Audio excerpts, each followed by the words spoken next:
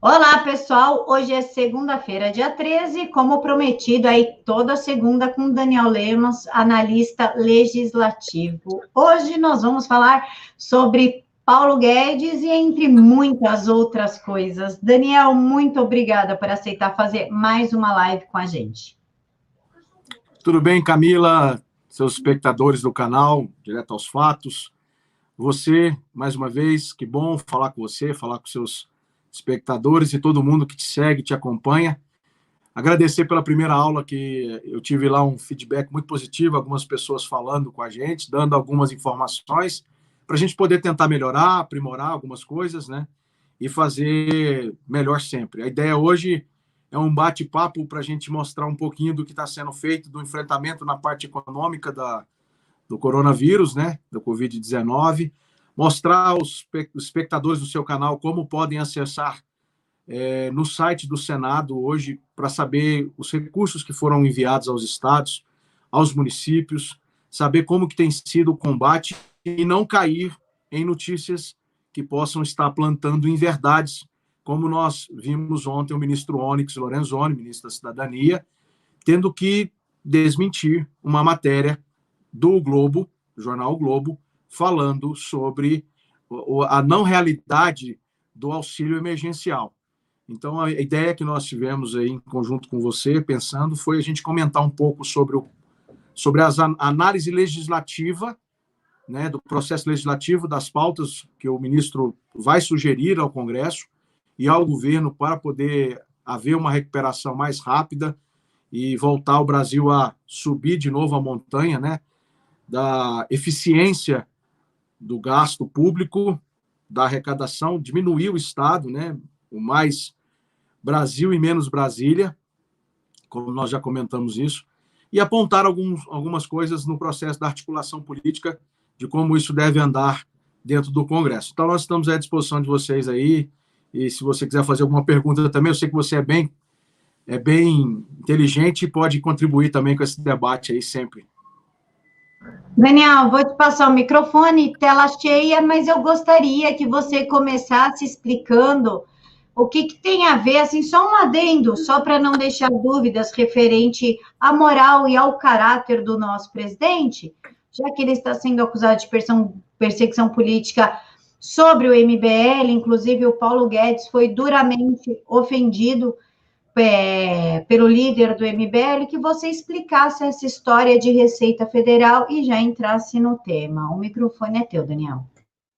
Obrigado, Camila. Então, na minha opinião, culpar a Receita Federal por ela ter participado de uma investigação que foi organizada pelo Ministério Público de São Paulo e pela Polícia Civil de São Paulo é algo, assim, na minha opinião, extremamente indecoroso. É algo, para os seus espectadores saberem melhor, é algo extremamente desleal. Você colocar a culpa num mal feito que o cara fez, está lá nos autos dos processos, né, que ele e a situação toda e os seus afeitos estão sofrendo lá essas buscas e apreensões e uma prisão e algumas prisões que aconteceram. Lamento profundamente que ele ponha a culpa no presidente Jair Bolsonaro, que ele ponha a culpa no ministro Paulo Guedes. Lamento profundamente que ele não tenha uma condição muito real agora de poder falar nada no sentido de sair atacando e atirando aí no escuro. A Receita Federal, inclusive, para quem não sabe, tá? Eu vou falar aqui para vocês, mas já teve um funcionário da Receita Federal que invadiu o sigilo fiscal do presidente Jair Bolsonaro enquanto ele era deputado e pré-candidato, antes de 2018. Tá? E a Receita Federal, nesse caso, apurou, investigou e apurou quem era a pessoa que tinha. Tá aí, dá um Google aí, eu não preciso explicar para vocês. Mas você culpar, né, por coisas erradas que sabe-se lá se vocês fizeram ou não, né, a investigação está aí para isso e já começou a fazer o levantamento correto. Agora, culpar o presidente Jair Bolsonaro, culpar a Receita Federal, você deveria dirigir as suas críticas, né, aos seus aliados políticos de São Paulo, na minha opinião. aos seus aliados políticos, porque você que criou aí, vocês que criaram uma situação aí que deveria ter o foco de fazer o seu trabalho, né? O seu sugerir, se fosse o caso, é direito de vocês ter a possibilidade de sugerir candidaturas, né? Como sugeriram aí de um deputado estadual, mas você deveria olhar mais para os seus aliados ou ex-aliados aí de São Paulo. A investigação partiu do Ministério Público de São Paulo e da Polícia Civil de São Paulo. Acusar a Receita Federal, que foi consultada e pedida a se manifestar quanto às movimentações suspeitas do processo da investigação do Ministério Público de São Paulo, vou repetir, Ministério Público de São Paulo, e a apuração também está com o processo, no processo, a investigação também da Polícia Civil de São Paulo. Então, você fazer essa acusação aí, eu acho um pouco ruim. Comentando um pouco sobre o que a gente vai se propor a falar sobre a recuperação do Brasil, a parte econômica, a parte financeira e a parte que nós vamos comentar um pouco que o Ministério da Economia, que tem como comandante lá o ministro Paulo Guedes, e a sua equipe, que nós já comentamos o quanto a equipe é realmente uma equipe técnica, uma equipe que merece, sim, o nosso respeito e a nossa atenção, porque são pessoas que estão preocupadas com o Brasil, estão preocupados em reduzir, né, o tamanho do montante que nós temos da União, quando ela percebe um número maior de recursos, de impostos, e poder focar mais na distribuição e na melhoria do Pacto Federativo, onde estados e municípios possam ter seus recursos melhor descentralizados. Então, eu vou comentar um pouquinho sobre como anda hoje esse cenário, o que se pensa, né, do que se vem falando sobre as ações que vão ter que contar com a parceria do Congresso Nacional. E eu faço aqui um alerta também, Camila e seus espectadores, que não possa se judicializar isso futuramente, porque a gente sabe que hoje tudo à esquerda não concordo, faço o bico e entro no STF. Então, também vai ter que contar um pouco com esse judiciário, que nós temos visto fazer algumas medidas judiciaristas, infelizmente, alguns inquéritos inconstitucionais, na minha opinião, e eu acredito que nós vamos ter que contar também com o judiciário para não ficar aí criando nenhuma fagulha, fogo aonde não se tiver, para evitar esses problemas, tá? Mas grande parte do que se espera não é só das liberações, como nós vamos mostrar em 2 sites aí agora, 2 linhas, né, dentro do Senado Federal, para que o espectador possa saber o que de fato está indo para o seu município, está indo para o seu estado, para você saber e poder ser um fiscalizador, como a Constituição prevê que todo cidadão, o poder emana do povo, então o povo vota, elege os seus representantes e também é um fiscalizador do orçamento, principalmente nessa questão se tratando da pandemia Covid-19 e também da recuperação econômica. Né? Não sei se você já está mostrando aí, e aí nós podemos pegar esse primeiro site aí e explicando para o pessoal. Esse site está lá no Senado, você entra lá e clica Senado Federal no combate ao Covid, né, desculpa, e aí você consegue perceber, se você abaixar um pouquinho aí, cara, por favor, você vai ver que tem aí os recursos e os montantes financeiros que foram distribuídos para cada estado, como a Camila está clicando aí, ó. Então, aí já vai te dar um panorama, mais ou menos, do que você... por exemplo, você clicou aí em Goiás, não é isso? Cliquei em Goiás. Clicou em Goiás. Então, vocês podem ver como que está distribuído os recursos, quantos foram enviados para cada município. É gerado um PDF, esse especificamente, acho que tem 6 páginas, né? Um exemplo que nós estamos mostrando para vocês aí. Então, se você acha que não tem como no seu estado fiscalizar e acompanhar os recursos que ora são autorizados, empenhados, né, o que foi despesa executada e o que está efetivamente pago, que é o próximo site que nós vamos mostrar, então você tem aí uma noção de que cada município, ou seu município, vai receber, e também tem um espaço lá em cima, no começo desse PDF, mostrando o que o Estado está recebendo para também compartilhar com os municípios também nas ações do Covid-19, como a Camila está marcando aí para vocês, né? A Camila é uma excelente professora, é uma excelente... né? Ela é uma youtuber assim dinâmica, pode ver que ela marca para vocês aí, é bem legal, né? Então tá aí para vocês saberem aonde. Eu quero saber aqui no meu município, no Piauí, no Nordeste aqui, numa cidadezinha da Paraíba, Alagoas, Rio Grande do Norte, quem quer que seja aí no sul do país, no norte do país. Então só você clicar aí onde a Camila está e você vai ter uma disposição, mais ou menos, uma linha do que está destinado para cada estado e a distribuição desses recursos segundo os valores empenhados, né, autorizados, que é autorizados por lei, dentro daquilo que o Congresso já tinha aprovado, alguns ajustes, como, por exemplo, o que o Congresso fez para facilitar que o governo federal pudesse trabalhar a questão do orçamento separado do orçamento regular do ano, o orçamento anual. Então, ele criou o orçamento de guerra. O que é a PEC do orçamento de guerra? Foi um ajuste na legislação, dentro da Constituição, na verdade, e depois tiveram alguns ajustes, como, por exemplo, na regra de ouro, algo que foi feito via projeto de lei complementar, e existem outras PECs para também fazer esses ajustes que eu vou falar aqui. Então, você tem, no campo legislativo, o Congresso trabalhou para que o governo tivesse um orçamento à parte daquele anual, daquele regular que ele teria que cumprir. Por exemplo, questões de transferência fundo a fundo, questões de monitoramento de envios desses recursos, como enviar isso e depositar isso na conta sem incorrer em responsabilidade ou erro, equívoco de responsabilidade fiscal. Então, por isso que essa PEC do orçamento de guerra, que foi uma emenda constitucional já promulgada, né? As PECs, as propostas de emenda à Constituição, para os espectadores que estão nos ouvindo aí, não tenham talvez ouvido, mas elas não vão à sanção presidencial. A alteração feita na Constituição, o texto votado na Câmara, o texto votado no Senado, se forem idênticos, a mesa do Congresso Nacional convoca uma sessão solene, aonde se promulga a proposta de emenda à Constituição, e ela passa, então, a fazer parte da Constituição brasileira como uma emenda constitucional lá.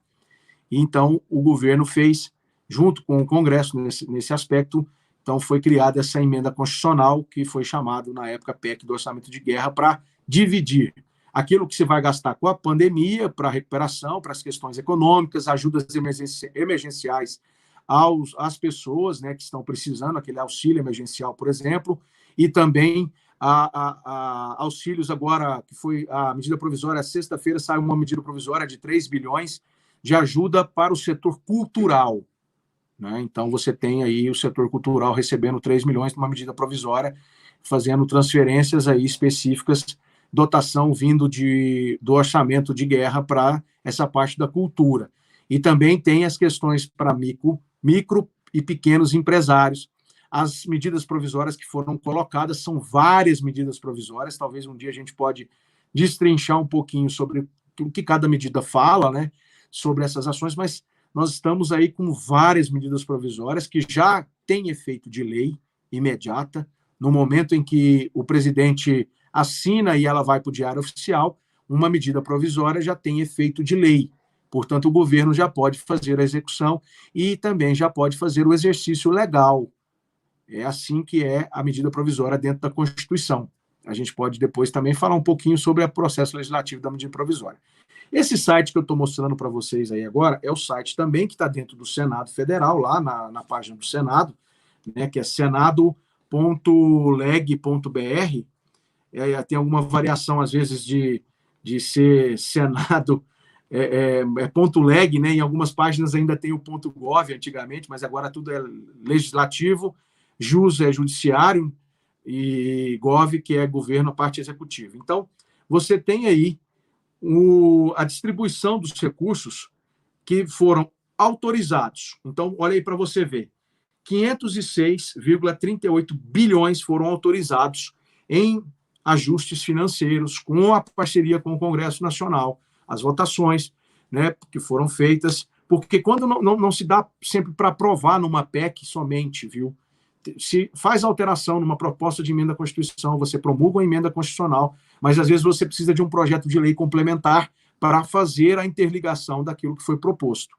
Então, tem que ficar sempre atento a isso para não incorrer em irresponsabilidades fiscais. Um cuidado com a lei de responsabilidade fiscal e um cuidado aonde o executivo pode mexer com esses recursos e fazer o manejamento deles.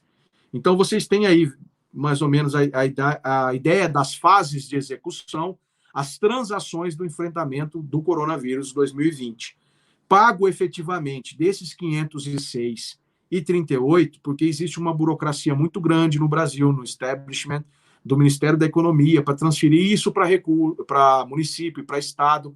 Tem que tomar um cuidado quando é fundo a fundo, quando é recurso captado pelos bancos públicos, por exemplo, como a Caixa Federal, como o Banco do Brasil, como o BNDES. Então, tem que ter uma atenção muito cuidadosa. Isso o ministro Paulo Guedes e a sua equipe têm tido, e por isso, talvez, saem notícias um pouco que geram dúvidas e inverdades, como foi a que saiu ontem e foi refutada pelo ministro Onyx. Quem quiser pode ir lá na página do Twitter do ministro Onyx, que ele vai explicar por que ele refuta a notícia que saiu no jornal de grande circulação, falando sobre o auxílio emergencial, sobre não estar sendo pago adequadamente ou sobre essas questões das parcelas que não foram efetivadas. Então, você tem aí pago valor em reais indexado pelo valor nominal, até agora dos 506, aí o primeiro, lá no cantinho esquerdo, no meu esquerdo aqui, né? Então, você tem 216,64 bilhões. Empenhados desses 506,38, você tem 324,01 bilhões. Despesa executada, que aí mostra aquele pago. Desses 324, dos 506 que estão autorizados, 324 foram empenhados. E realmente gastos, né? Gasto real. Executado, como eu disse, 216 aí que tem as despesas executadas. E o pago, que é aquilo que está na conta e já efetivado, confirmado, né? Que é, depois vocês podem olhar aquele outro site que a Camila mostrou aí, que vocês vão ver quanto foi para os estados e quanto foi para os municípios, 216,64. Se você abaixar a tela um pouquinho, cara, se você puder fazer isso, por favor, você vai vendo aí como que está em cada área. E aí é bem legal isso aí, é feito pela consultoria de orçamento, em parceria, né, a consultoria de orçamento público, né, e finanças da Câmara com o Senado. Eles têm uma assessoria muito competente, são consultores, servidores da Câmara, e eles estão aí informando quanto que foi para cada área, cada composição de ação ajustada. E aí embaixo você tem, se você abaixar mais um pouquinho, está aí na parte final, você tem órgão responsável pelo gasto, esfera fiscal e da Seguridade Social. E lá embaixo você tem repartição responsável pelo gasto, que é a unidade organizadora, o O, certo? Nas esferas fiscal e de Seguridade Social. Então você tem Ministério da Cidadania, Administração Direta, recursos sob supervisão do Ministério da Economia, recursos sob supervisão do Ministério da Economia para uma sigla aí, que tem aí também, aquilo que é administração direta, Fundo Nacional de Saúde, porque foram feitas transações entre fundos. Tinha um fundo que rendeu aí um valor de 5 bi, durante 4 bi,71, 76, eu não vou me lembrar o valor reto, do DPVAT. Lembra disso? Logo no começo do enfrentamento da pandemia? Então, o governo foi lá, o ministro da Economia, Paulo Guedes, falou, olha, isso aqui, de certa forma, a gente pode recuperar esse fundo do DPVAT. DPVAT é aquele seguro que teve como a diminuição recentemente naquela questão da redução, né, do seguro obrigatório do presidente da República, fez uma diminuição desse imposto aí. Então, o ministro Paulo Guedes pegou e deu ao ministro, então, na época, ministro da Saúde, o Mandetta, e falou, pode utilizar. Mas isso tinha que ser feito via projeto, medida provisória, acertar a legislação para não incorrer. E só depois de 1 mês e pouco, 2 meses, é que foi se conseguido efetivar essa questão de transferência diretamente ao Fundo Nacional de Saúde. Existiram também recursos que estavam presos na Lava Jato, né? Dinheiro que estava sob o cuidado judicial e que, em parceria do Ministério da Economia, o Congresso Nacional e o STF, que é quem estava segurando isso aí, também foram aferidos, ajustados segundo aí a questão. Nisso tudo, você tem o Tribunal de Contas da União, que é o responsável para fazer as análises das contas públicas e está vistoriando lá. Então, se você for até o final disso aí, você vai enxergar o objeto, para onde foi gasto, né? Outros auxílios financeiros, pessoas físicas, outros auxílios de empréstimo, concessão de empréstimos e financiamentos, contribuições, material de consumo, equipamento e material permanente. E aí você tem embaixo transferência a estados e municípios por ação, que já foi realmente pago, auxílio financeiro aos estados, Distrito Federal e aos municípios, 15,04 bilhões, auxílio financeiro. Então, assim, muito claro, e é um site que eu acho que todos vocês, brasileiros e brasileiras que estão aí, que são espectadores assíduos do do canal da Camila, né, Camilo, olha só que brincadeira minha, né? Vamos zoar você aí depois. Mas todo mundo que curte o seu canal e é inscrito e acompanha essas aulas que você está fazendo com muita simplicidade e inteligência agora, para a gente mostrar um pouco das realidades a mais. Então, no final desse site, você tem o que foi para cada estado e para cada município. Bem interessante. E você, brasileiro e brasileira, vai ter a oportunidade de conhecer os recursos que estão indo para cada área onde estão indo. Ah, mas de 506 lá em cima, menos 300 aí e 24, poxa, são quase 200 bi que não foram ainda colocados, né? Mas, vem cá, nem tudo é tão simples. O Ministério da Economia, por exemplo, e a Caixa Econômica, teve que correr com uma APP em menos de 15, 20 dias para poder fazer o auxílio emergencial. E mesmo assim tiveram muitos brasileiros, muitas brasileiras, que infelizmente não pensaram no seu próximo e fizeram o auxílio emergencial com dados falsos e não precisavam receber essa ajuda financeira. Então, lamentavelmente, por um lado, a gente tem também brasileiros que contribuem para que esse ordenamento de recursos que são enviados aos estados e municípios e diretamente, transferência de renda diretamente aos brasileiros e brasileiras, nós temos muitos brasileiros que não contribuem com isso e fazem arranjos maldosos para poder se beneficiar erroneamente dessas questões. Então, o Ministério da Economia, o ministro Paulo Guedes e toda a sua equipe têm trabalhado com afinco para tentar fazer chegar os recursos para o combate da Covid-19, e aí você tem tudo que já foi liberado até hoje. Esse era o primeiro ponto que eu gostaria de tratar com vocês. Nós já estamos aí com quase 25 minutos de live, e eu queria mostrar isso para você ir, clicar, ver, cobrar, perguntar, se informar, e não cair em desinformação e desconstrução em narrativas das grandes mídias e dos esquerdopatas que podem estar aí cantando e falando que o governo não está nem aí para as questões. Então, a partir de agora, eu, Daniel Lemos, te mostrei aí um pouquinho do que você pode fazer para ajudar e também entender melhor, né? Entender melhor como que está funcionando essa questão do orçamento de guerra e da liberação aí dos recursos. Tá certo, Cá? O que você achou disso aí?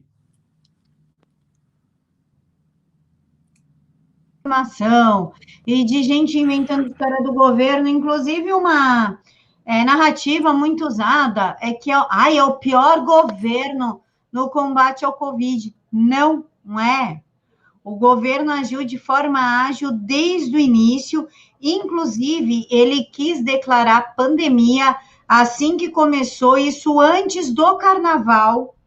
E o que veio assim, João Dória, especialistas, eu adoro um especialista, especialistas, não, imagina, pode deixar até o carnaval, que absurdo, e nós temos provas aí que o presidente tentou sim declarar crise, né, sanitária antes de que isso tomasse a proporção que tomou, e acabou tomando, e para ajudar o STF deu autonomia para os municípios e estados lidarem com o Covid da forma que acharem melhor, tanto que nós estamos aí vendo hoje o Covidão, certo, Dan? Certo, certo, certo. É isso aí. Então, agora eu vou falar um pouquinho sobre o trabalho legislativo, do que tem acontecido e algumas questões dentro da articulação política que podem acontecer para que o Brasil possa se recuperar mais rapidamente das questões financeiras. O primeiro ponto que nós temos que comentar é que, provavelmente, o déficit nas contas públicas, estimado ainda, pode chegar a 800 bilhões, segundo o Mansueto Almeida, que é secretário de arrecadação do Ministério da Economia, e que está saindo do governo provavelmente no final de julho.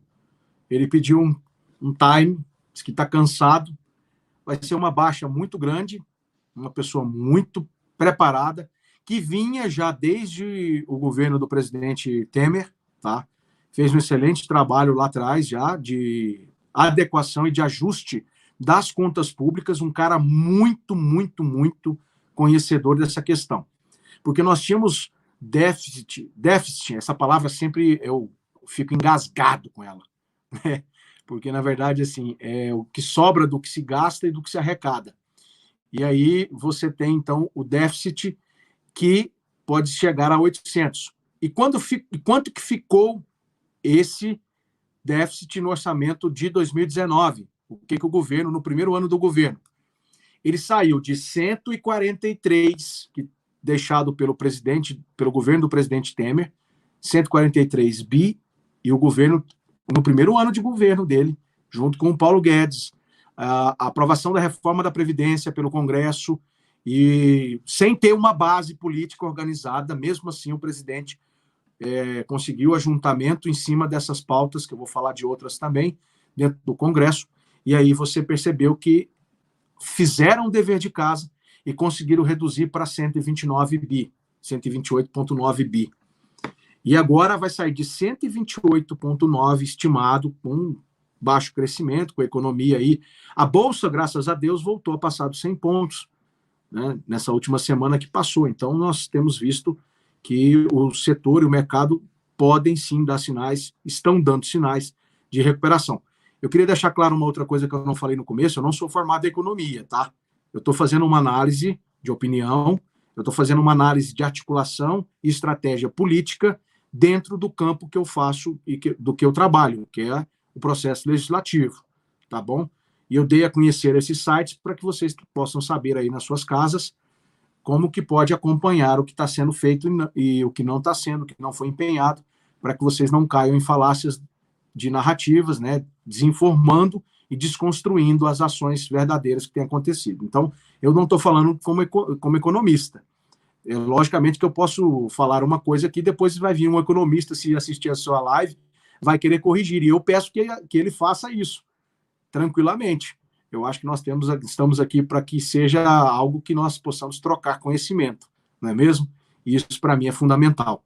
Crescer junto com vocês crescem junto comigo, eu tento abençoar vocês com algumas coisas boas e clareando algumas ideias, vocês me abençoam também com o feedback, com a resposta aí, para saber o que a gente pode melhorar, o que não pode melhorar. Então, como eu estava falando, esse déficit pode chegar a 800 bilhões.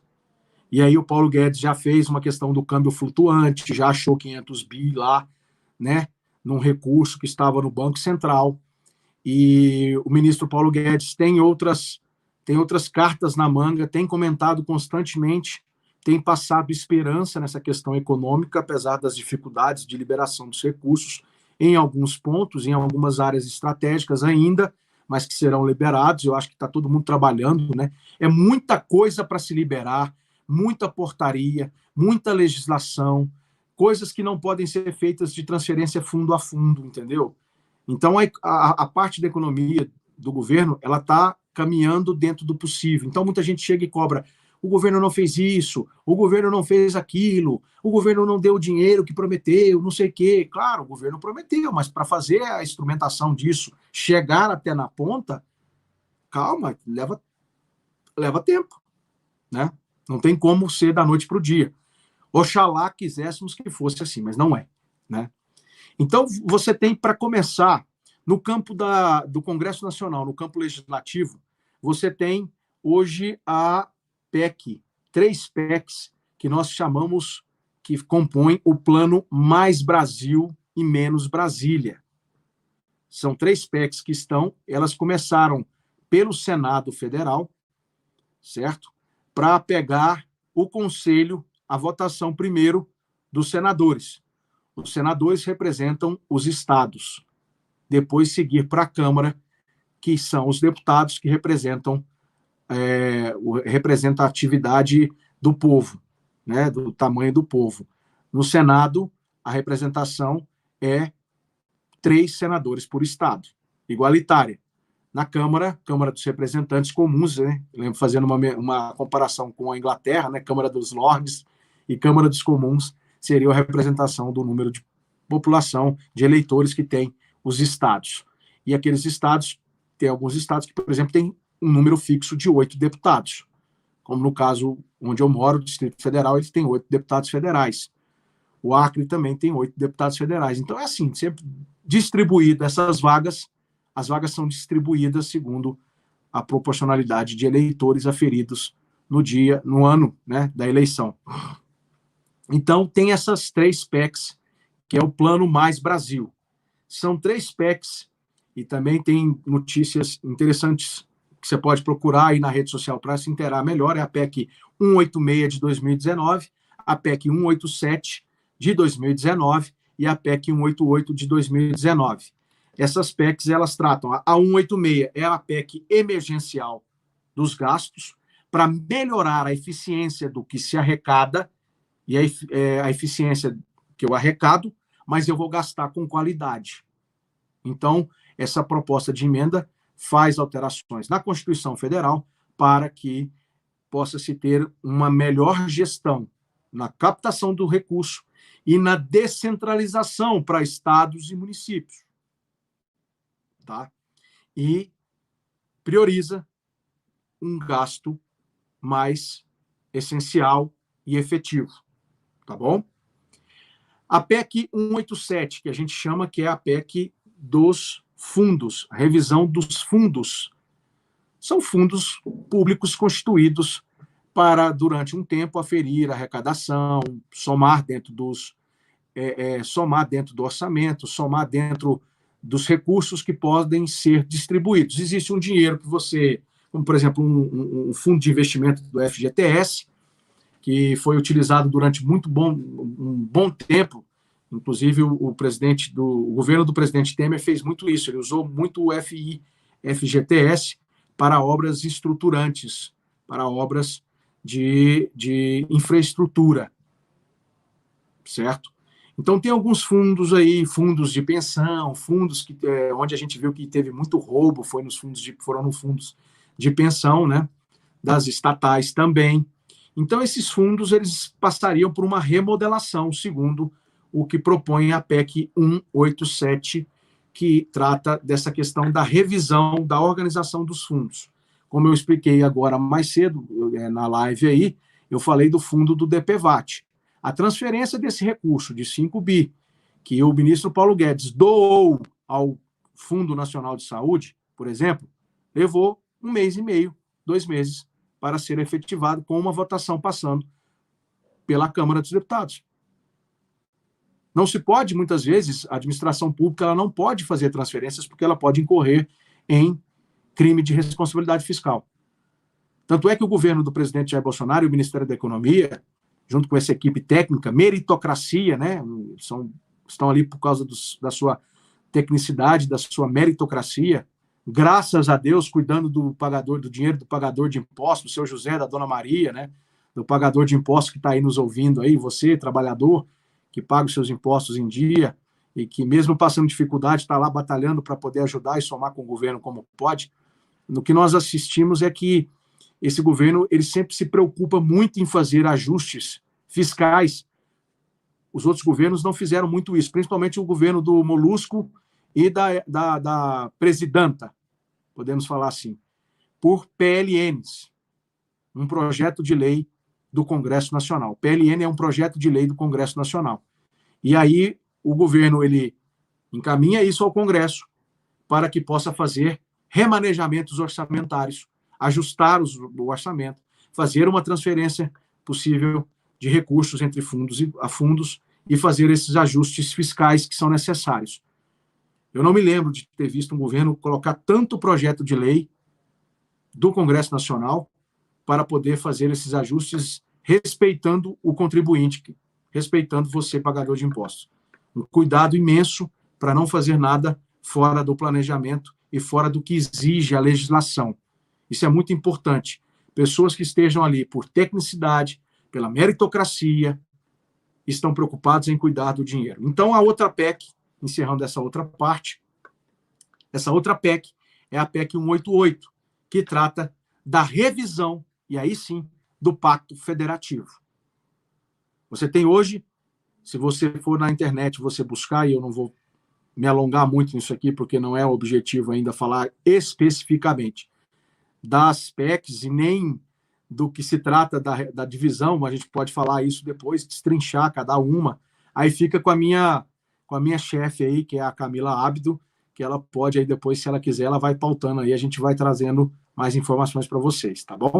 Mas essa PEC que trata da revisão do Pacto Federativo é uma forma de fazer com que o dinheiro arrecadado nos municípios e nos estados não venham tudo para a União, o seu grande bolo, o bolo maior desse orçamento, venha para a União e aqui a União tenha que distribuir isso de novo a municípios e estados. Foi uma sacada do ministro Paulo Guedes, junto com a sua equipe, repito sempre, com a ajuda do Congresso, porque tem que passar pelo Congresso.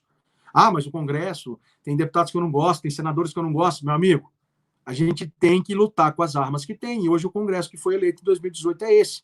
Se você quer mudar a representação, então você tem aí 2020 as eleições municipais, porque começam a mudança dos representantes, né, da esfera nacional, começa com eleger bons vereadores, eleger bons prefeitos, bons vice-prefeitos, pessoas que vão fazer um bom trabalho, que são afeitos às pautas do presidente Jair Bolsonaro, às pautas econômicas, liberais, às pautas da direita, né? São conservadores.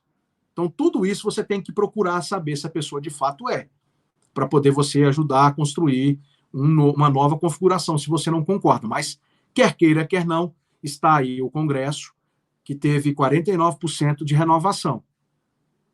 Ainda assim não existe uma base organizada, mas o presidente, graças a Deus, tem logrado muito mais êxito. Teve alguns percalços, teve alguns problemas, alguns arranhos na comunicação, a gente sabe disso, a gente acompanha, inclusive com algumas interferências de medidas judiciaristas. Nunca se viu, e isso o Leandro Ruschel, eu acompanho muito e falo muito com o Leandro Ruschel, assim, pelo Twitter, né? Não que a gente fala pessoalmente, não tenho contato com ele pessoal, mas o Leandro Ruschel soltou um tweet um dia falando que estava em mais de 45 interferências do Poder Judiciário no Poder Executivo. Isso é um tweet dele de março de 2020. E aconteceram outras intervenções. Então, cabe assim, nesse universo todo, a gente ver que esse pacto federativo, para mudar esse modelo de arrecadação, que tudo hoje fica no seu grande bolo, a grande fatia maior do bolo fica com a União, a ideia do Ministério da Economia é descentralizar isso. Recursos que sejam destinados na questão do ICMS, um ICMS único, tem sido debatido.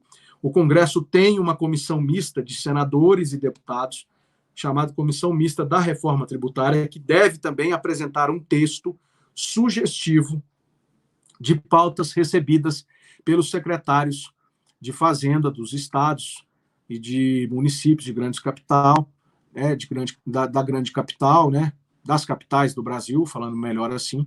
Então, eles estão recebendo sugestões para fazer e se juntar a essa PEC e também fazer a parte de projeto de lei e também a parte de projeto de lei complementar que vai precisar. Não vai bastar, como eu já expliquei antes, não vai bastar somente uma PEC. Vai ter que ter também projeto de lei para alterar a legislação vigente e projeto de lei complementar para fazer os ajustes conforme for votado dentro da Constituição. Então, essas 3 PECs estão no radar também da recuperação econômica apresentada pelo Ministério da Economia. Tá bom?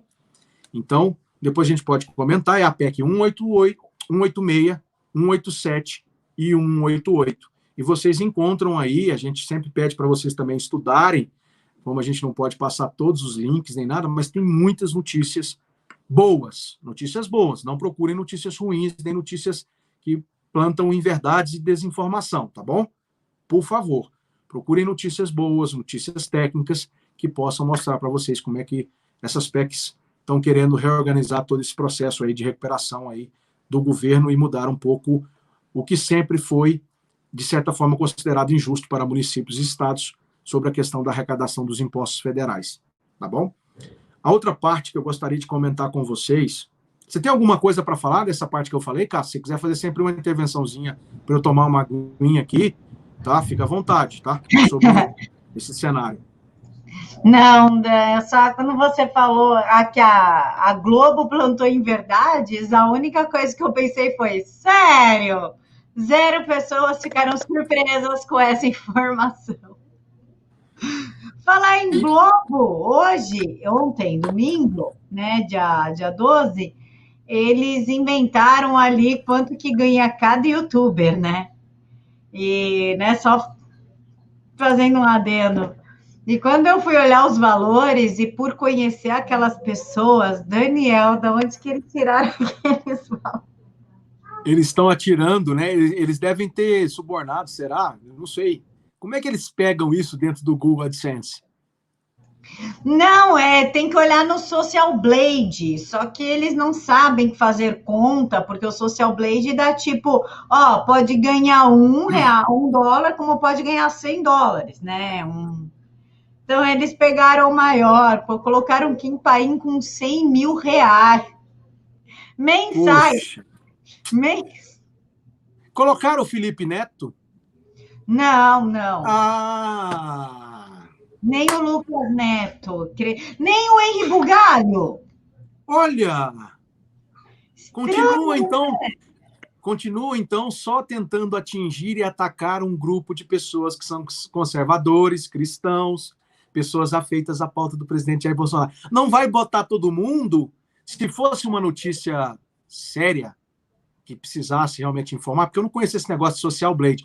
Eu não sou youtuber, eu sou mais convidados de vocês, youtubers, para poder falar de temas. Eu não sabia muito como é que é. Eu sempre ouvi falar do Google AdSense, que fazia distribuição de anúncios, né? Mas deixa de ser séria essa notícia quando eles não colocam todos. Mostra todos. Mostra. Vão lá. Eu desafio os jornalistas. Agora querem só pegar um lado. Tá ficando feio. Ai, tá ficando chato. Aqui, eu até faço uma demonstração super rápida do negócio. Fica aqui dentro quanto a gente ganha. Lá no Social Blade é uma estimativa. A receita fica exatamente dentro do aplicativo. Opa, peraí que eu saí sem querer. Fica dentro do aplicativo. E que legal, sabe que legal que você está dando transparência do que tá acontecendo no teu canal. Olha que bonito isso. Será que os outros vão fazer igual a você? Os da esquerda? Quando me acusaram de receber dinheiro do governo, em 2019, com a famigerada matéria Blogueiros de Crachá, eu abri minhas contas do banco. Eu não tenho nenhum problema com isso. Falei, eu ganho, tá aqui, quanto que eu ganho. E mostrei, assim, meu banco. Pessoal, você é doida, você mostrou as contas. Mostro, eu mostro até minha casa. Você acha que eu tô ligando de mostrar meu banco? Eu acho assim, Dani, quem não deve não teme. E nada melhor do que você jogar limpo, mostrar a transparência, falar, você falou que eu ganho tanto? Não, eu ganho isso aqui, documentado.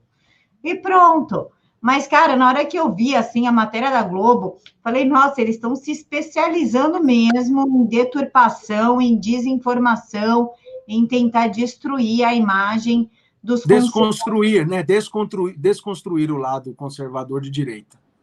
E é incrível, assim, que... vamos pegar, por exemplo, a Paula Marisa, Terça Livre. São 2 pessoas que entregam ali um trabalho maravilhoso, um trabalho bem pesquisado, bem feito. Qual é o problema deles ganharem por visualização? Ué, se é do jogo, a regra do jogo põe os times em campo, né? E cada um joga conforme tem o seu material humano. Se tá bom e se tá gerando lucros, outra babaquice é essas empresas aí, mimimis do politicamente correto. Ai, eu vou tirar. Obrigado por vocês me avisarem aí, os Sleep Giants. Eu vou tirar desses radicais, não sei o quê. Vão lá, seus burros. Vão perder grana, porque tem hoje um grande público que está ligado a esses canais e que não vê mais televisão e que não assiste mais esse nojo de jornalismo demente que é feito por grande parte dessa grande mídia esquerdopata, demente, hipócrita. Bobagem fazer isso.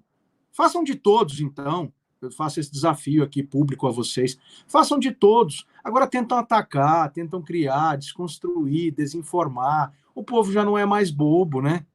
O povo já não é mais bobo. Graças a Deus. Microfone é teu. Só quis fazer essa observação. Não, ótimo. É sempre bom que Os você faz valores aquele... surreais, cara. Os valores surreais, assim. Você faz uma intervenção boa sobre economia também, sobre como funciona isso também. Se a gente está falando um pouco do governo, agora eu vou só, já estamos aí com 46 minutos, né, de live, e eu vou só fazer agora um pouquinho do arremate de tudo que eu falei, sobre agora falando um pouquinho da reforma tributária, que tem essa proposta aí de reforma tributária na parte que não seja de PEC, proposta de emenda à Constituição, mas dentro de projeto de lei complementar e dentro de projeto de lei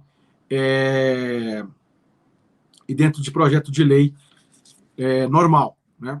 Complementar, para quem não sabe, projeto de lei complementar, ele exige um quórum de maioria absoluta para ser aprovado.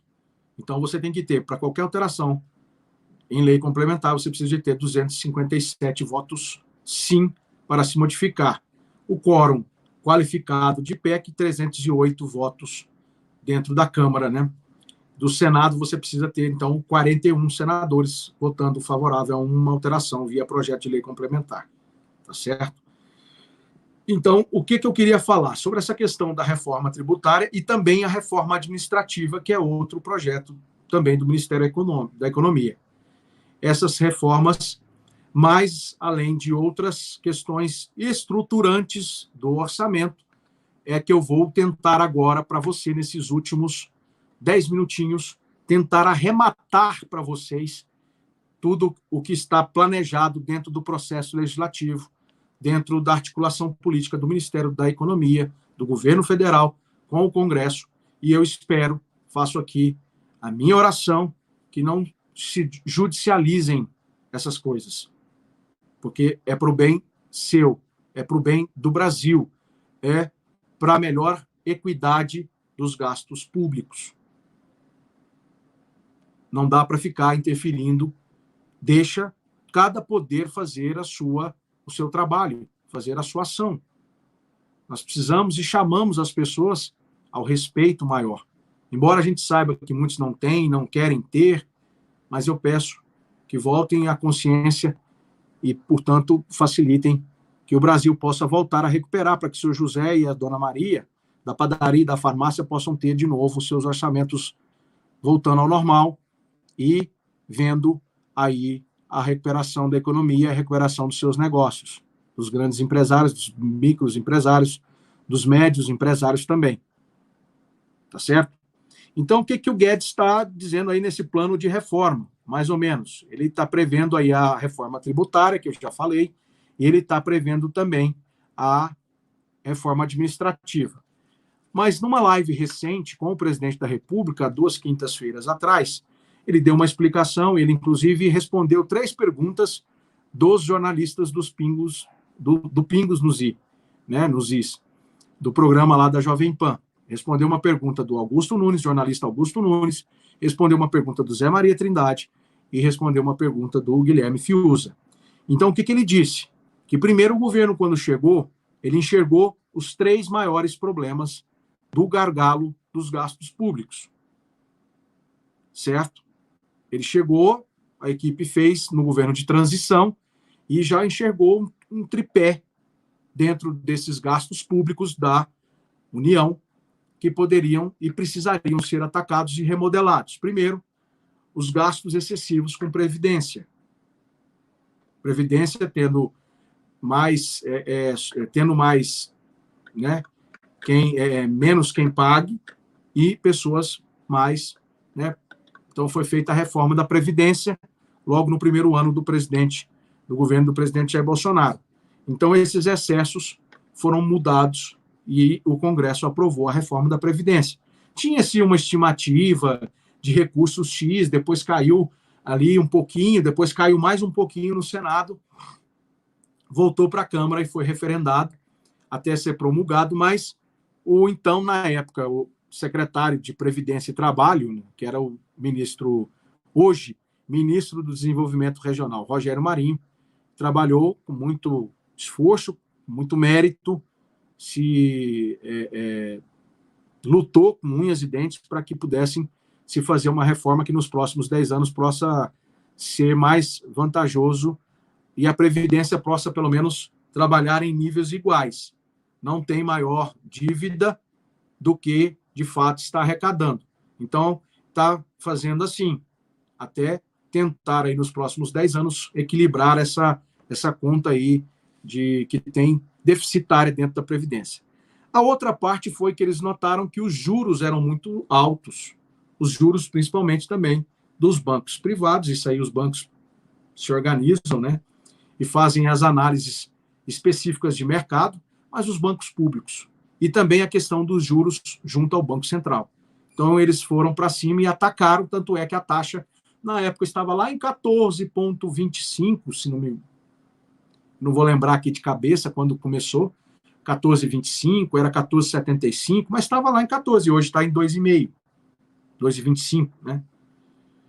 Então, olha o patamar. Então, eles atacaram essa questão de ver que gastavam mal, tinha uma ineficiência no gasto público, e esses juros acoplados a essas dívidas em excesso, esses gastos em excesso, isso gerava um déficit muito grande dentro das contas públicas. Então, eles falaram, vamos atacar isso aí, vamos corrigir, vamos captar melhor o recurso, vamos aplicar melhor o recurso, vamos cortar cargos comissionados.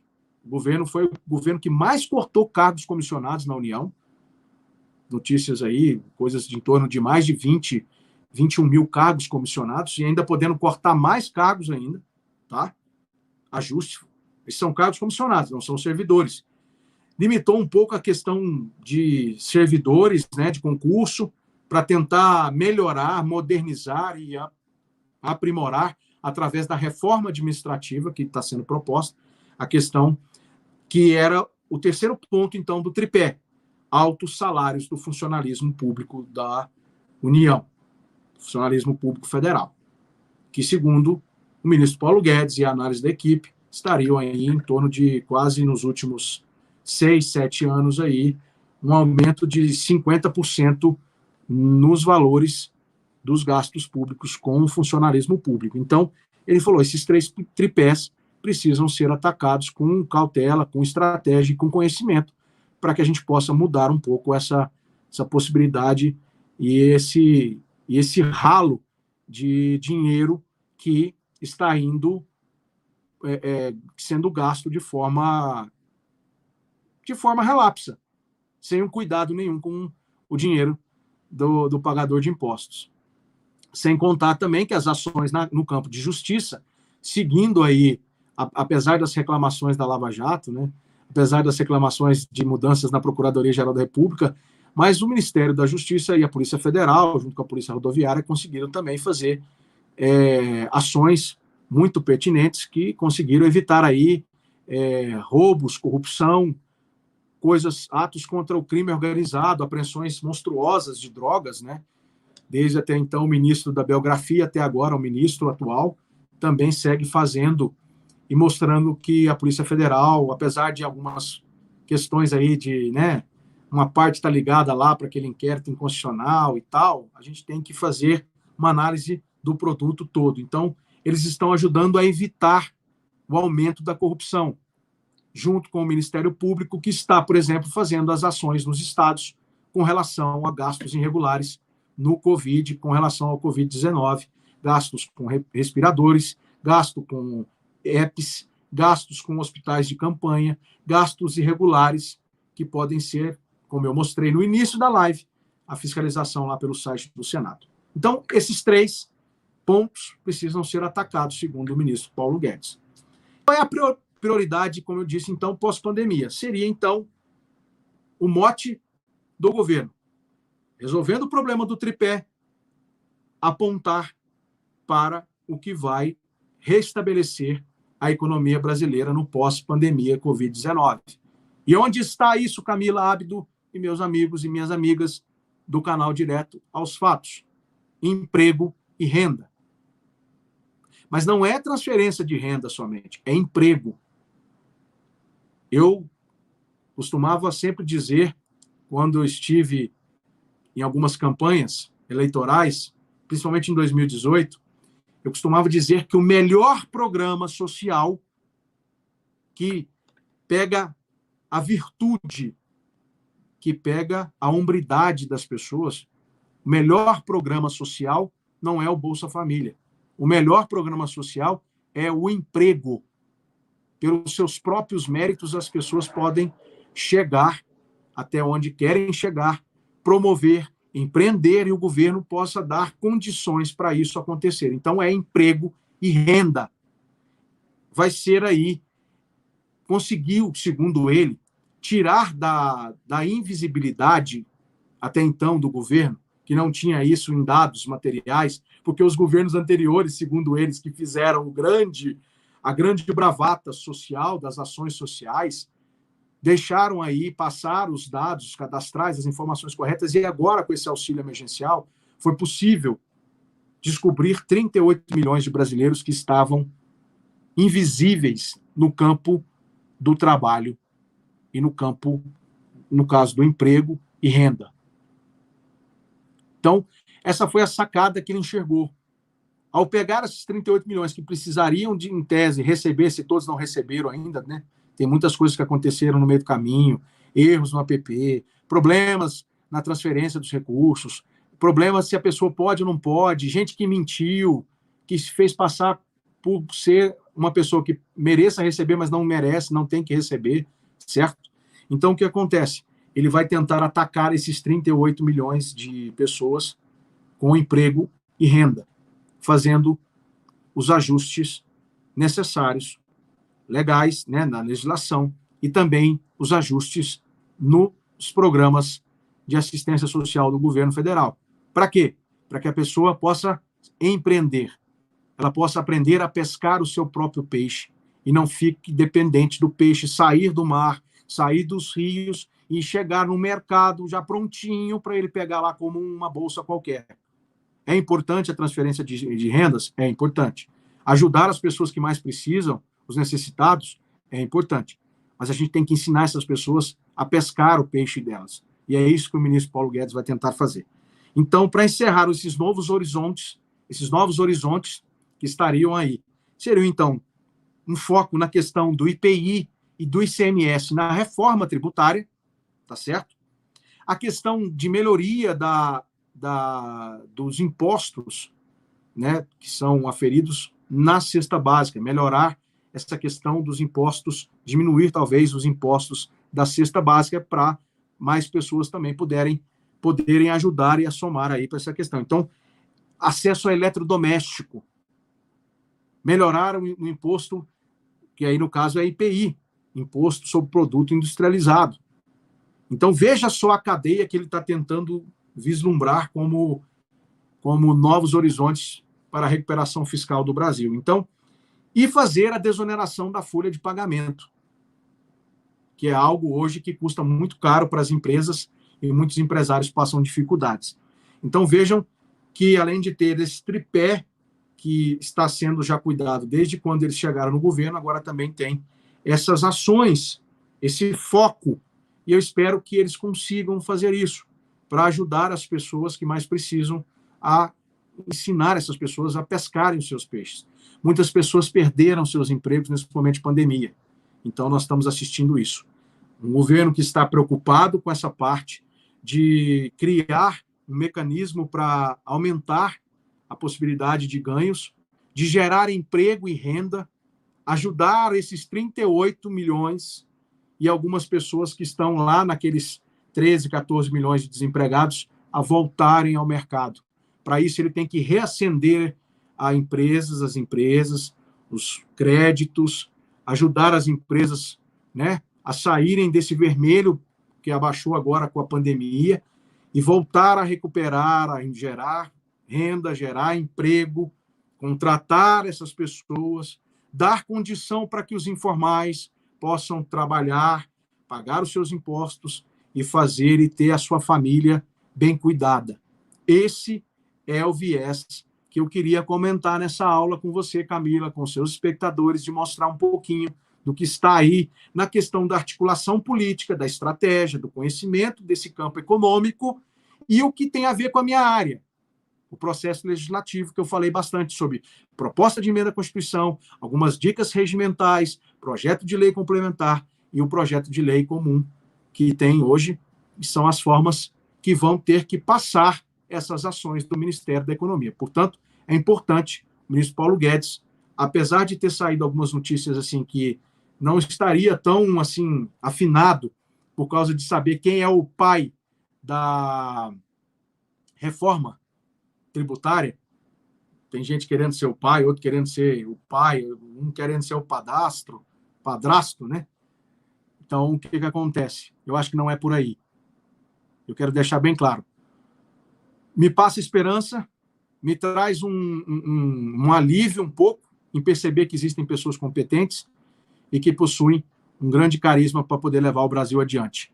Era isso que eu tinha para dizer, Camila, e agradeço mais uma vez a oportunidade, rogando a Deus que abençoe a você e a sua família, e que vocês tenham uma excelente semana, abençoada, guardada e protegidos por Deus aí. Cada um precisando sair de trabalhar, que vá trabalhar, aqueles que estão no isolamento vertical, as pessoas idosas que têm comorbidade, possam respeitar aí os cuidados, os protocolos de saúde, e que possamos ter mais reabertura da economia nos estados e nos municípios para ver o Brasil novamente crescer.